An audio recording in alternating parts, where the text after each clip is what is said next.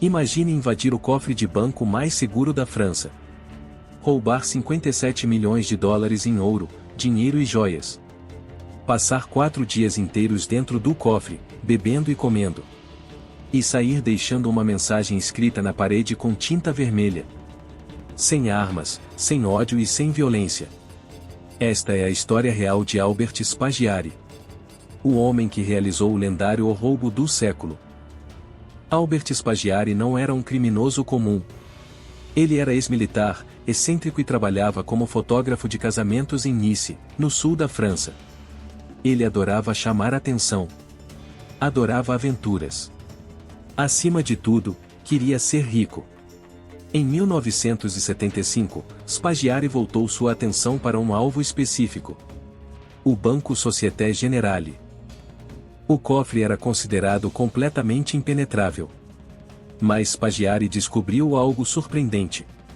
A rede subterrânea de esgotos da cidade passava incrivelmente perto das paredes do cofre. E naquele instante, ele percebeu que se conseguisse entrar nos túneis de esgoto, poderia caminhar por baixo do banco. O plano mais ousado de sua vida havia acabado de nascer. Mas Albert Spaghiari sabia que não conseguiria fazer aquilo sozinho. Ele precisava de homens capazes de manter segredo. Para preencher essa lacuna, ele fez uma aliança cuidadosamente calculada com a máfia de Marsella. Recrutou arrombadores profissionais, mineiros e homens acostumados ao trabalho pesado. Durante 2 longos anos, escavaram um túnel com 8 metros de comprimento. Trabalhavam em completo silêncio, na mais absoluta escuridão, para evitar qualquer suspeita. As condições eram terríveis. Lama, ratos e gases tóxicos. Cada balde de terra precisava ser retirado manualmente. Era um trabalho lento, sufocante e extremamente perigoso. Mas desistir nunca foi uma opção. O maior obstáculo ainda precisava ser superado. A parede do cofre era um gigantesco bloco de concreto armado. A quadrilha usou macacos hidráulicos e equipamentos de perfuração pesada para poder atravessar a parede. Em 16 de julho de 1976, durante um longo feriado, a broca finalmente atravessou a parede. Eles conseguiram. Estavam dentro do cofre. O prêmio foi gigantesco. Milhares de cofres particulares, todos pertencentes à elite da Riviera Francesa. Montanhas de dinheiro, barras de ouro, e muitos diamantes. Para não serem pegos de surpresa, eles soldaram as enormes portas de aço pelo lado de dentro. Com a porta do cofre soldada, e com um enorme feriado bancário, eles tinham todo o tempo do mundo. Durante 4 dias, abriram sistematicamente mais de 300 cofres particulares. Então, eles fizeram algo completamente inesperado. Abriram garrafas de vinho vintage que haviam encontrado nos cofres. Comeram sopa, queijos e tábuas de frios. E descansaram em colchões levados para dentro do cofre. Parecia mais uma festa, do que um dos maiores roubos da história. Na noite de domingo, eles finalmente terminaram. Milhões de dólares em ouro, dinheiro e joias já estavam embalados e prontos para partir. Antes de voltar para os túneis de esgoto, Albert Spaghiari pegou um pincel e escreveu na parede a frase mais famosa na história do crime: sem armas, sem ódio e sem violência. Na manhã de segunda-feira, os funcionários do banco tentaram abrir o cofre, mas a fechadura não girava. A polícia foi chamada imediatamente. Quando os agentes finalmente conseguiram cortar as portas soldadas, o cofre estava vazio. Não havia sinal dos ladrões. Nenhuma pista, nenhuma testemunha. A quadrilha havia desaparecido pelos esgotos, levando consigo uma fortuna. A polícia francesa ficou humilhada.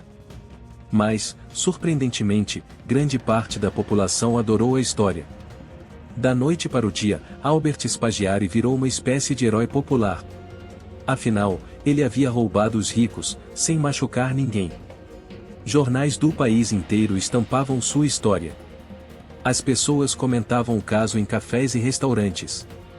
A fama de Spaghiari só aumentava. Mas todo criminoso comete um erro. Alguns meses depois, a polícia finalmente teve uma chance. Um dos integrantes da quadrilha tentou depositar uma grande quantidade de dinheiro marcado. Os investigadores rastrearam a origem das notas. E a trilha levou diretamente a Albert Spaghiari. Ele foi preso. Parecia o fim da história. Na verdade, era apenas o começo. O governo francês estava sob enorme pressão. O roubo havia se tornado notícia no mundo inteiro. Durante os interrogatórios, começou um verdadeiro jogo psicológico. Spaghiari sabia exatamente qual era sua maior arma: sua reputação. Em 10 de março de 1977, ele estava em uma sala no segundo andar do Tribunal de Nice, conversando com um juiz. De repente, entregou ao magistrado um documento cheio de códigos falsos. Disse que aquelas informações provariam sua inocência. Enquanto o juiz abaixava os olhos para examinar os papéis, Spaghiari se virou, correu pela sala, e saltou pela janela do segundo andar. Ele caiu sobre o teto de um carro Renault estacionado logo abaixo. Um cúmplice o aguardava em uma motocicleta. Spaghiari subiu na garupa. Acenou para as pessoas que assistiam à cena, completamente chocadas. E desapareceu em alta velocidade.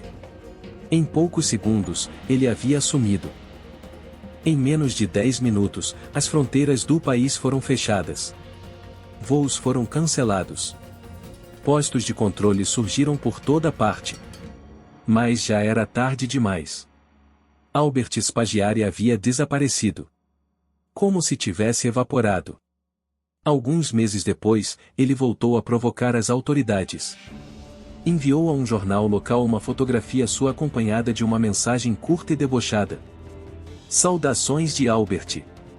Era a prova de que continuava livre. E não parou por aí. O carro Renault que havia amortecido sua queda ficou danificado. Então Spaghiari enviou ao proprietário cerca de $600, junto com uma carta de desculpas. Até mesmo em fuga, ele parecia gostar de transformar sua vida em uma grande encenação. Albert Spaghiari passaria os 12 anos seguintes foragido.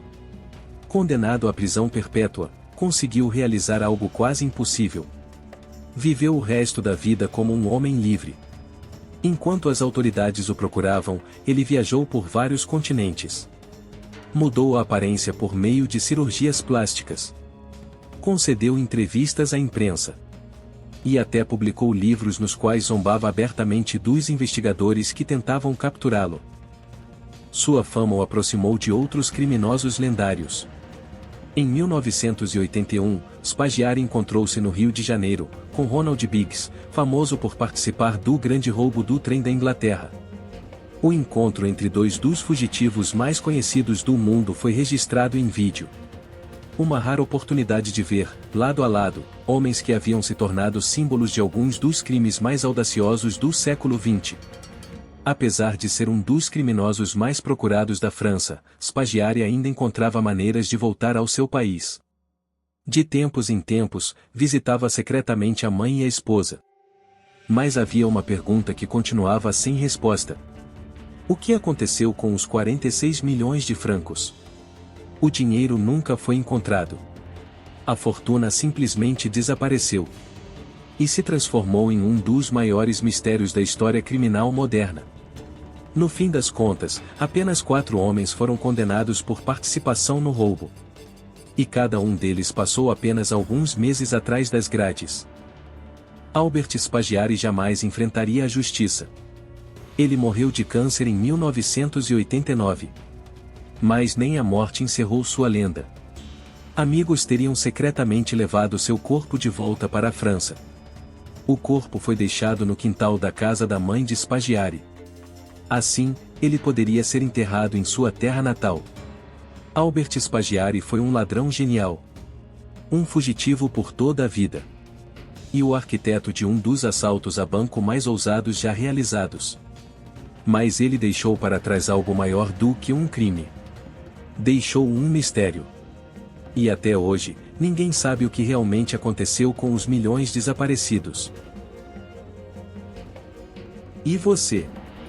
O que acha desta história? Albert Spaghiari foi um gênio do crime? Ou apenas um homem incrivelmente sortudo? Escreva sua opinião aqui nos comentários.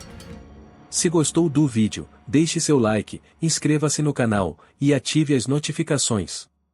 Assim você não vai perder outras histórias incríveis sobre crimes e mistérios. Nos vemos no próximo vídeo.